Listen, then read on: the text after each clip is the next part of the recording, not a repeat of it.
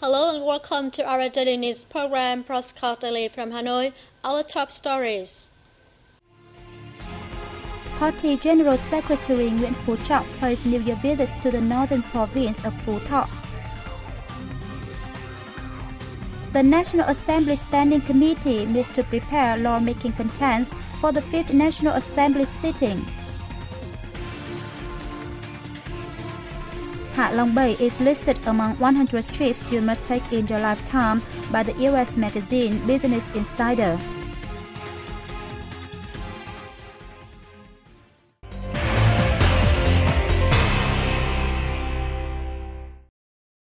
On February 25th, Party General Secretary Nguyễn Phú Trọng paid a New Year visit to the northern province of Phú Thọ. He had a working session with the standing board of the Provincial Party Committee. The provincial party officials reported that last year the province achieved an economic growth higher than the country's average. Per capita GDP reached 20.4 million dong, equivalent to almost 1,000 US dollars, and the poverty rate was just about 14%. In the Lunar New Year festival this year, the province raised over 12.3 billion Vietnam dong to support welfare policy beneficiary families, ensuring their own people enjoyed a happy holiday. Local party organizations are seriously conducting criticism and self-criticism in line with the 11th Party Central Committee's resolutions on party building. The Party General Secretary noted that Phú Thọ needs to pay attention to the resolution's new points and try effective and creative ways of implementing the resolution. He suggested the province submit ideas to the party's Central Committee, contributing to improving the party's leadership capacity and strength. The National Assembly Standing Committee convened its 15th session in Hanoi on February 25th. The session will prepare contents relating to lawmaking, operation renewal, and external affairs for the 5th National Assembly sitting. Opening the two-day event, National Assembly Chairman Nguyễn Sinh Hùng requested that the committee focus on deliberating major debatable points in the anti-terrorism bill, besides draft amendments and supplements to the law on residence. They will comment on the government's report on government bond source capital allocations for 2012-2015 and 2012 for urgent projects, as well as a proposal of the Supreme People's Court, which asks for supplementing its jury with new members. The legislators will also give their opinions on the Vietnam National Assembly's bid to host the General Assembly of the Inter-Parliamentary Union. Following the opening session, the committee approved an ordinance on the management and use of weapons, explosives, and supporting tools. They examined the scheme to renovate the aid apparatus of the legislature.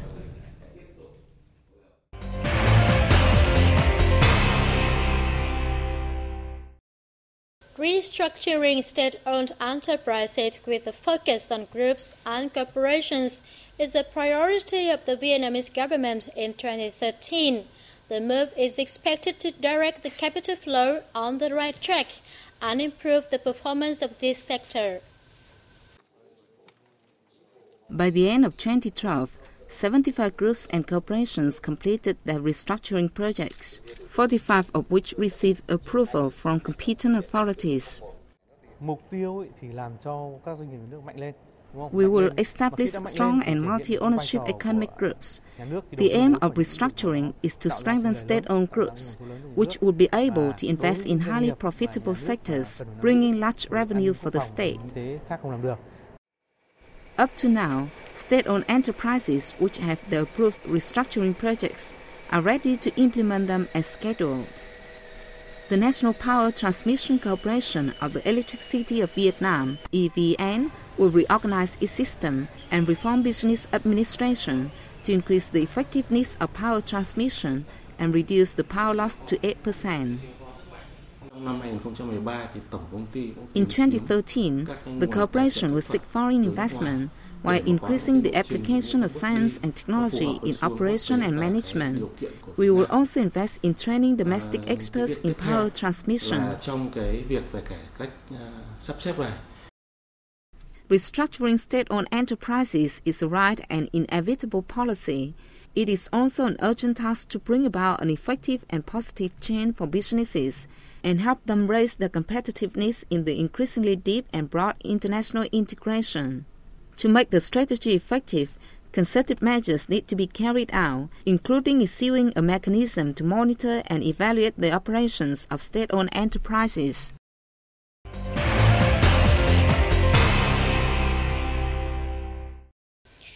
Despite the surge of demand for food before and after the Lunar New Year festival, this year food prices did not increase sharply after the festival, thanks to price management and stabilizing policies.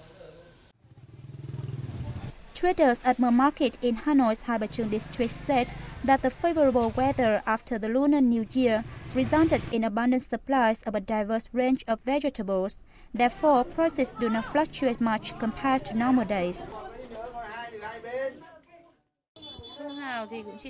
The price of vegetables is now the same as on a normal day. For example, kohlrabi is sold for about 3,000 dong per bund, and cabbage is 5,000 to 6,000 dong per kilo. In other big markets in Hanoi, such as Mỹ Đình and Nghĩa Tân, vegetable prices have dropped by 1,000 to 3,000 dong per kilo compared to the prices during Tết. On the second day of the Lunar New Year, fish and beef prices rose slightly, but fell again after a few days. Vegetables are very cheap. The price of seafood and eggs also remains stable, proving the effectiveness of market stabilizing policies and the pre-holiday preparations of suppliers. I went to the market on the third day of the Lunar New Year and saw that vegetable prices decreased and seafood remained the same. I think the prices are very reasonable. The situation has not only allowed consumers to enjoy an inexpensive festival, but helped reduce trade inflation in January, contributing to the government's goal to keep inflation below 10% in 2013. An exhibition on Vietnam's Buddhism culture officially opened at the Vietnam National Museum of History on February 25th. It will remain open through August. The six-month exhibition introduces visitors to nearly 200 documents and objects, including paintings, statues, worshipping objects, and musical instruments that describe the development of Buddhism in Vietnam since the religion was introduced into Vietnam 1,000 years ago. During the Lý Trần dynasty from the 11th to the 13th century, Buddhism flourished with remarkable impacts on various social and cultural aspects and was considered the national religion. After the Lý Trần dynasty, Confucianism became the official ideology and the foundation to build political and social institutions. However, Buddhism, with its strong vitality, was still followed by various classes in society. Under the Nguyen dynasty in the 19th century, numerous temples were restored nationwide, bequeathing large and valuable cultural heritages. Ha Long Bay of Vietnam has long been popular among tourists, both domestic and foreign. Most recently, the U.S. magazine Business Insider included the bay in its list of 100 trips you must take in your lifetime. The bay covers an area of 43,400 hectares and includes over 1,969 islands and islets, most of which are uninhabited and unaffected by humans. The magazine recommended spending a night on a junk boat in the bay, amid a multitude of limestone islands and islets rising from the sea, in a variety of sizes and shapes and presenting picturesque, unspoiled nature. Ha Long Bay welcomes 2.5 million tourists each year, including 1 million foreign visitors. It was recognized as one of the world's 7 new wonders of nature last year. Also on the magazine list are trips of hiking along the unrestored section of the Great Wall of China, attending a cherry blossom festival in Japan, and driving a classic car in Havana, Cuba. That's all we have for today. I'm Ngọc Hà and the rest of the team. We thank you always for being with us, and please tune in the program throughout the week for more updated news.